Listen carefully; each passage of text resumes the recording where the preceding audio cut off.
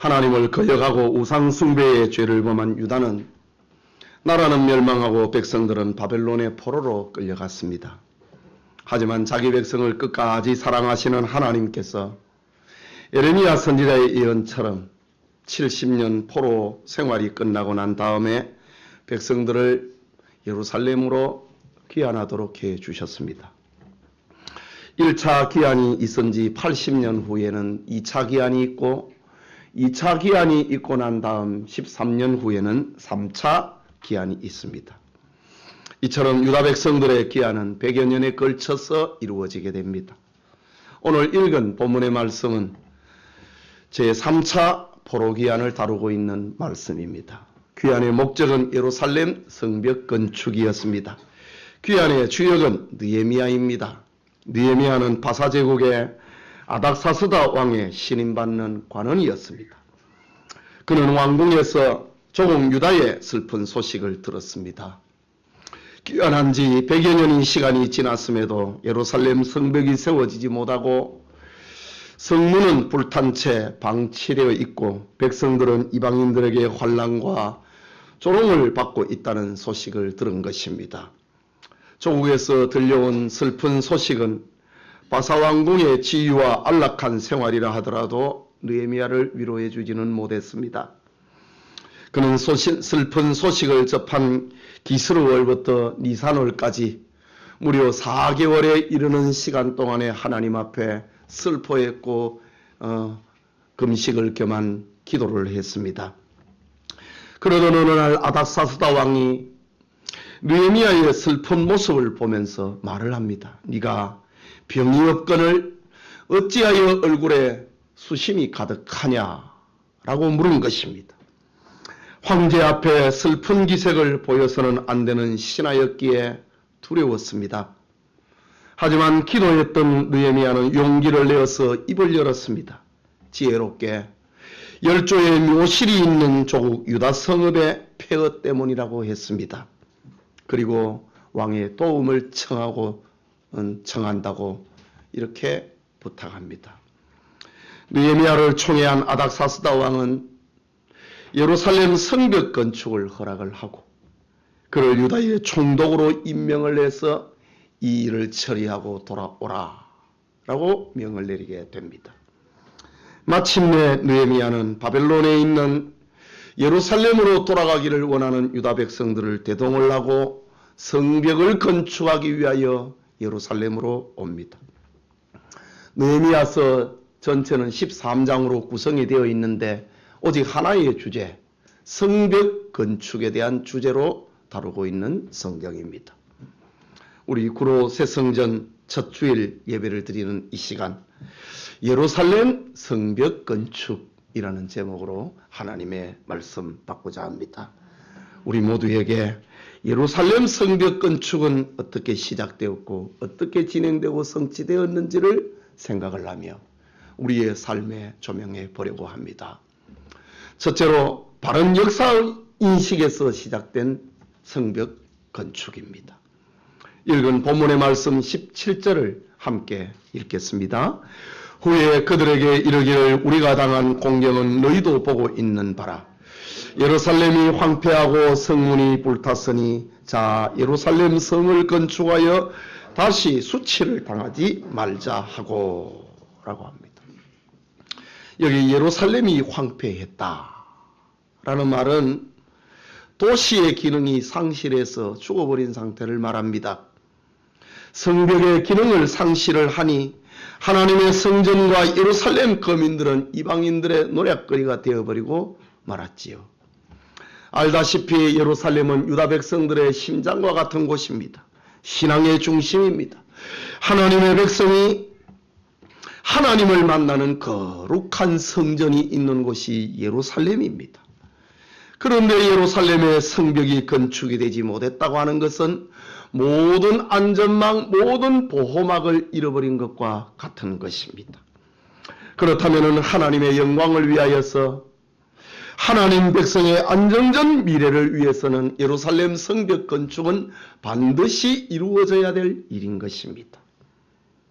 느헤미야는 이런 슬픈 소식을 수상궁에서 들은 것입니다.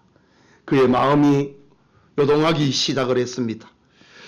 바사의 화려한 수상궁에 그의 몸은 머물고 있지만은 그의 가슴은 온통 예루살렘을 향해 있었습니다. 슬픈 사실에 울었습니다. 여호와의 위로라고 하는 그의 이름의 뜻처럼 위로는 되지 못하고 일어나도 일을 해도 잠을 자도 그를 위로해 줄 것은 아무것도 없었던 것입니다.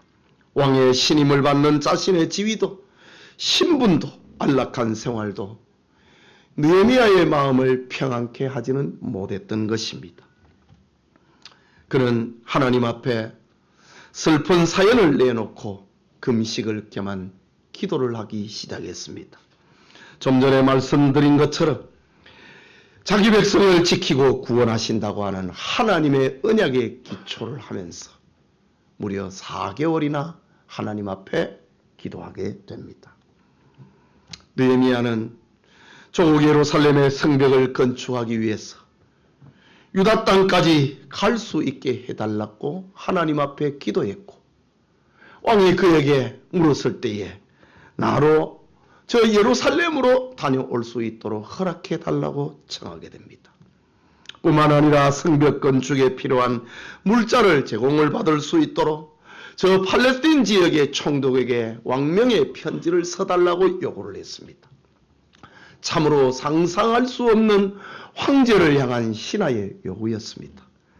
그러나 하나님께서 아닥사스다 왕의 마음을 감동을 시켰습니다. 느헤미야가 요구한 것 그 이상으로 군대 장관과 마병까지 보내주면서 유다 땅의 총독으로 떠나는 느헤미야와 함께 가고 그리고 일을 다 마치고 돌아오라고 명을 내리게 됩니다. 하나님의 도움이 없이는 될 수 없는 일이 일어난 것입니다. 그래서 오늘 본문 18절에 또 그들에게 하나님의 선한 손이 나를 도우신 일과 왕이 내게 이런 말씀을 전하였더니 하나님이 도와줘서 내가 여기에 왔노라고 합니다. 하나님이 도와줘서 내가 여기에 성벽을 건축하기 위하여 왔노라 라고 말을 합니다. 압달락을 보면은 예루살렘에 돌아온 지 3일째 되는 날 느헤미야는 주민들 모르게 밤에 무너진 성벽을 모두 답사하게 됩니다. 그리고 백성들 앞에 입을 열었습니다. 예루살렘 거민들에게 하나님이 자기를 도와주신 일과 아닥사스다 왕이 이 일을 허락했다고 하는 것을 백성들 앞에 내놓습니다. 그리고 유다 백성들에게 하나님의 백성된 우리가 일어나서 예루살렘 성을 건축하고 다시는 수치를 받지 말자라고 권면했던 것입니다. 여러분, 우리가 이 세상을 살아가면서 어떤 일을 한다고 하는 것은 바른 역사 인식에 의해서 시작이 되는 것입니다. 바른 역사 의식이 없으면 하나님의 선한 일을 감당해낼 수는 없습니다. 바른 역사 인식이 있어야 좌로나 우로나 치우치지 아니하고 바른 길을 갈 수가 있는 것입니다. 하나님은 오늘 우리에게 새 성전을 허락해 주었습니다. 거대한 그런 교회는 아니어도 우리에게 딱 맞는 아름다운 성전을 하나님이 우리에게 주셨습니다. 오늘 우리가 여기에 이른 것은 바른 역사 인식이요, 하나님의 선한 손이 우리를 도우신 결과다. 그것을 믿는 우리 교우들이 되시기를 소원합니다. 하나님이 우리를 도우셨다라는 겁니다. 그게 둘째로 사탄의 방해가 있을 수밖에 없는 성벽 건축입니다. 느헤미야의 권면에 유다 백성들은 성벽 건축의 필요성을 공감을 합니다. 백성들의 눈과 귀와 마음이 띄기 시작했습니다. 사람들의 삶과 목적이 새로워지기 시작을 했습니다. 그들은 모두 힘을 내어서 선한 일에 힘을 합하게 되었습니다.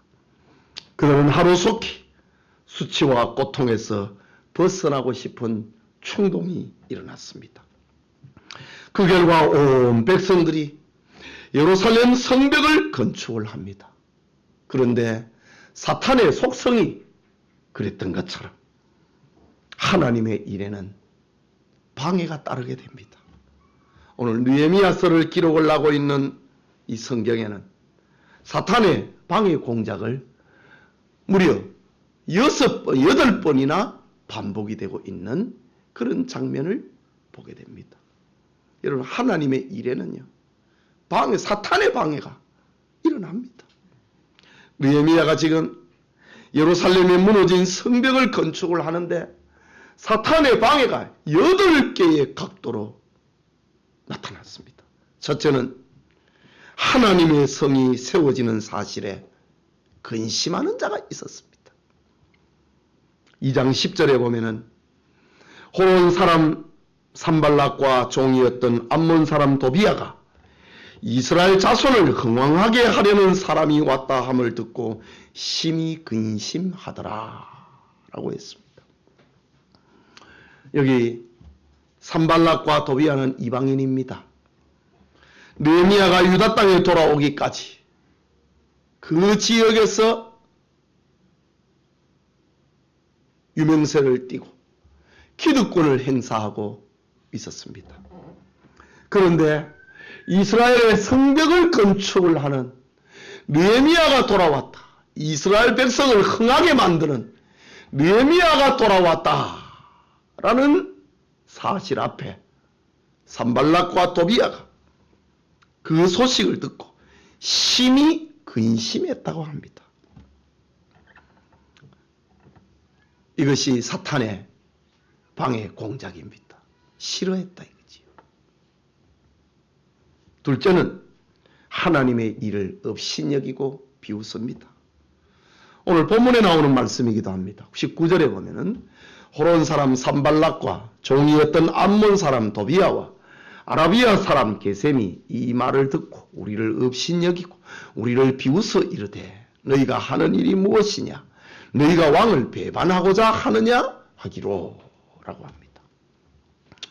사탄은 이방인들을 동원을 하여서 예루살렘 성벽 건축 공사를 업신여기고 비웃고 왕을 배반하려고 하느냐? 라고 비방합니다.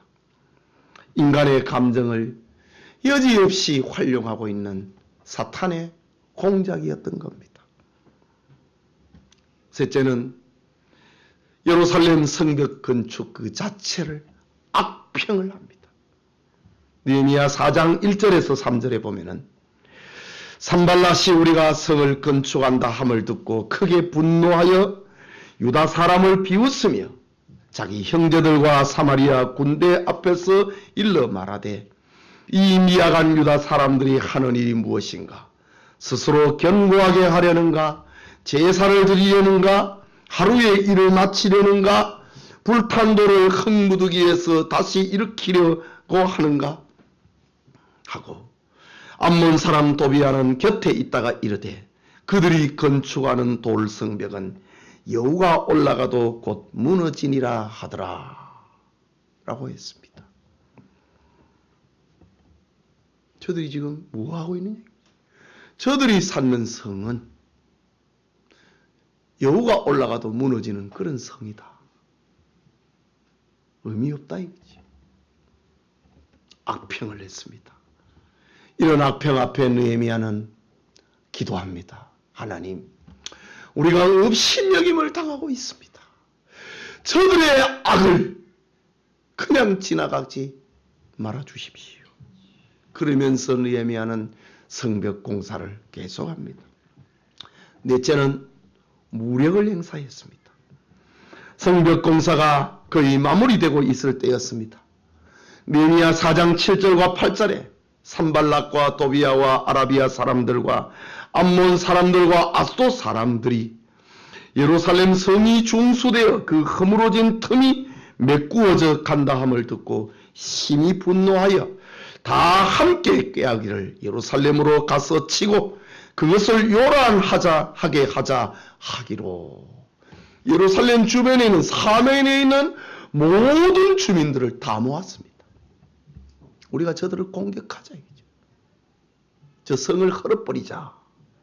무력 행사를 한 것입니다.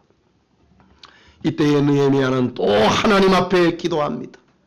그러면서 주야로 파수꾼을 두어서 방비를 하며 빈틈을 놓치지 아니합니다. 일을 할 때에는 허리에 칼을 차고 일을 했습니다. 느헤미야는 대적들의 무력 행사에 이렇게 대처한 것입니다. 다섯째로 사탄은 이스라엘 백성들 사이에 원망과 불평을 일으킨 것입니다. 외부적으로 공격을 해서 안 되니 이제는 내적으로 원망과 불평이 일어나게 만들었습니다. 느헤미야 5장 1절에서 5절에 보면은 가뭄과 식량난이 일어났습니다.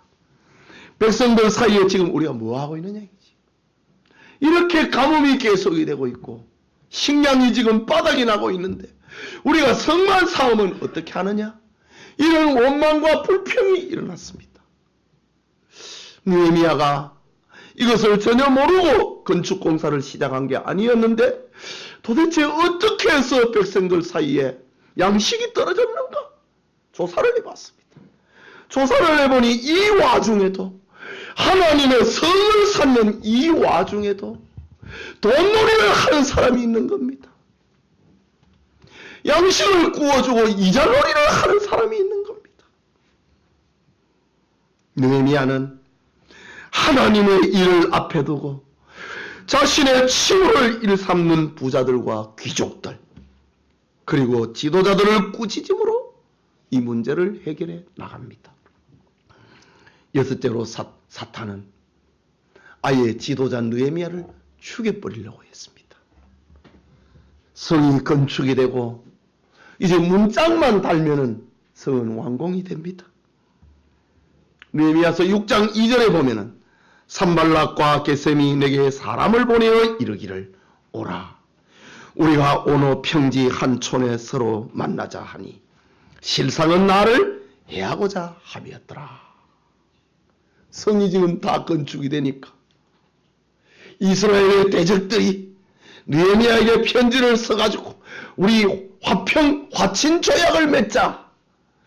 너희와 우리의 성 그 사이에 어느 평지에서 평화의 도시에서 만나서 화친 조약을 맺자.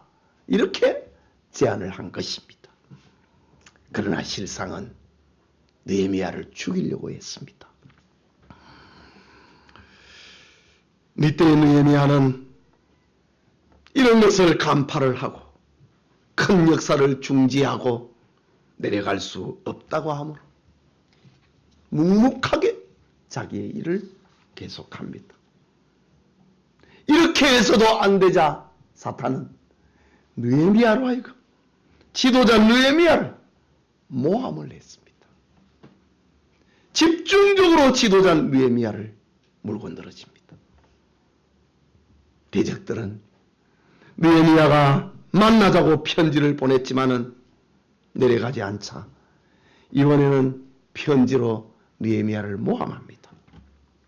느헤미야서 6장 6절에 보면은 그 글에 이르기를 이방 중에도 소문이 있고 가스무도 말하기를 이 가스무는 유다 북쪽에 위치하고 있는 사마리아 지역에 파송을 받은 페르시아 제국에서 파송을 받은 총독입니다. 가스무도 말하기를 너와 유다 사람들이 모반하려 하여 성벽을 건축한다 하나니 네가 그 말과 같이 왕이 되려고 하는도다 라고 했습니다. 이때 느헤미야는 이것은 너희가 지어낸 말이 아니냐.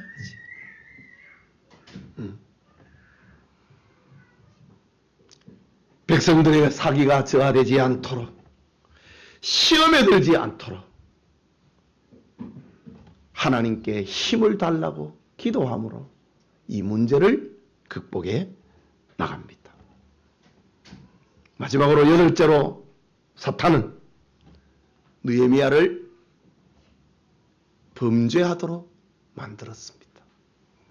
산발락과 도비아는 느헤미야를 죽이려고 온갖 방법을 동원을 해도 자신들의 뜻을 성취할 수가 없자 저 예루살렘에 있는 거짓 선지자 스마야에게 뇌물을 줍니다.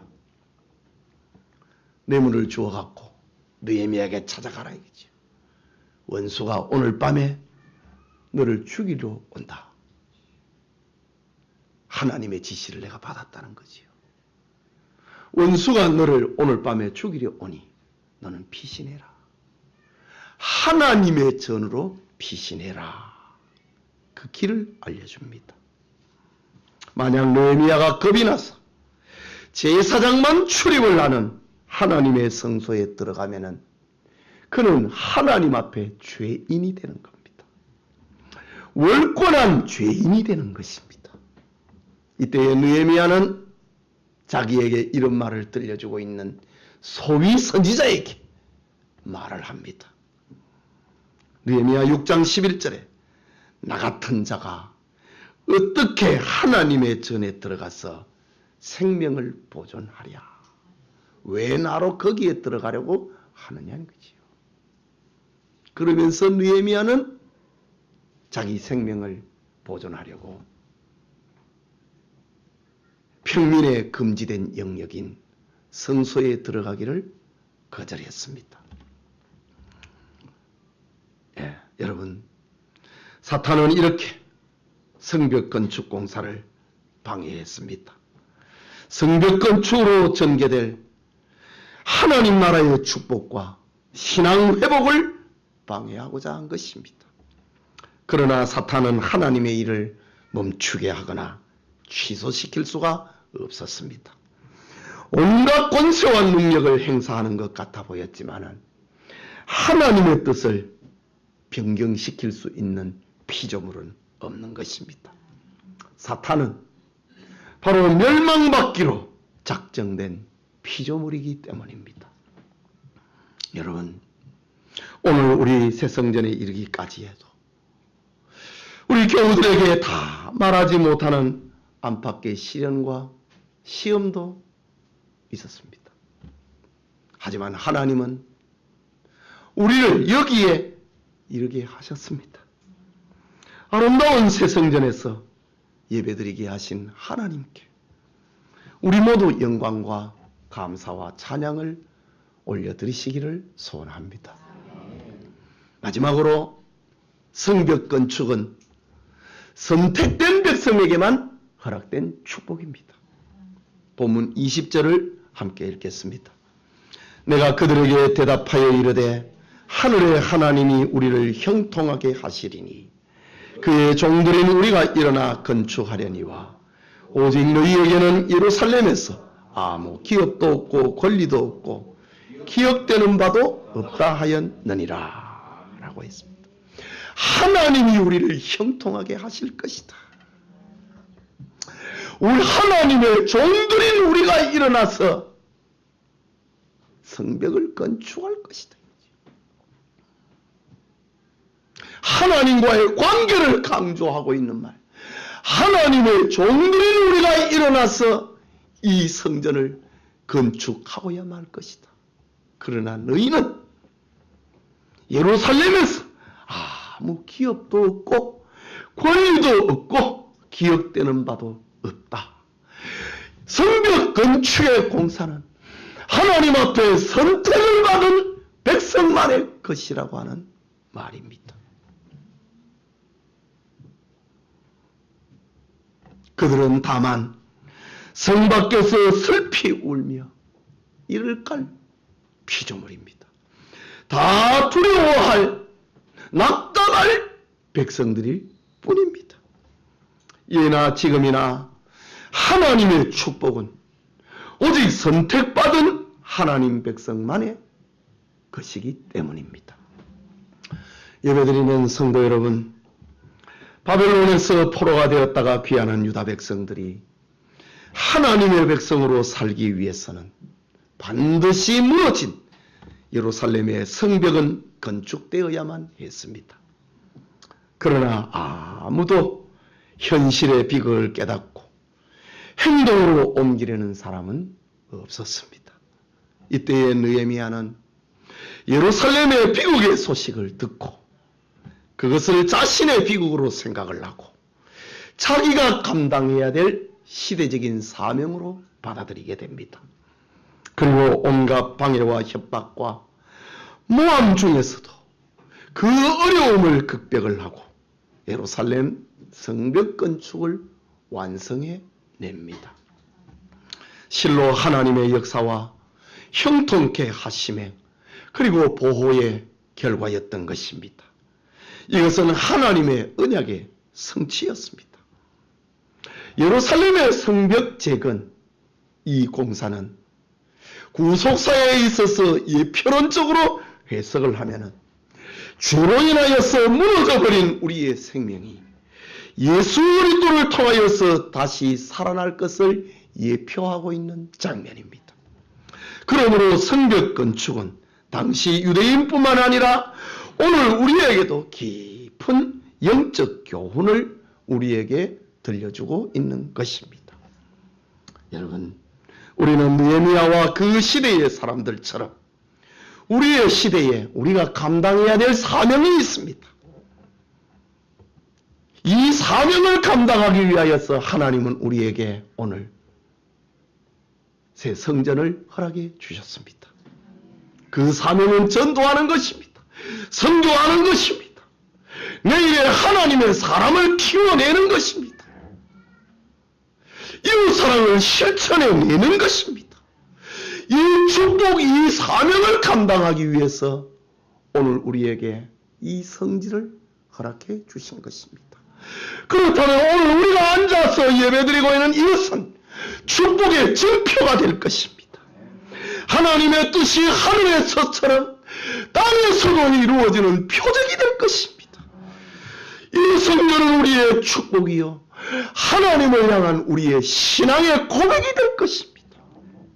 영천의 모든 성도님들에게 새 성전에서 이루어지는 하나님의 축복이 충만하기를 소원합니다. 우리 같이 기도합시다. 하나님이 우리에게 이 축복을 주었습니다. 여러분, 우리가 냉정하게 한번 생각을 해보면 우리가 한 게 별로 없잖아요.